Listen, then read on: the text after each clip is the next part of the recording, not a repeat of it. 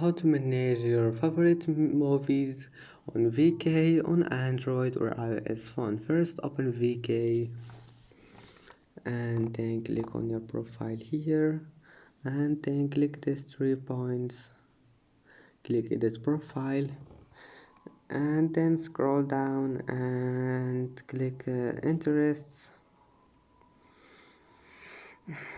and here we'll find favorite movies. Now just type your movies here and then click save. It will be saved, and I hope that can help you because it's easy, and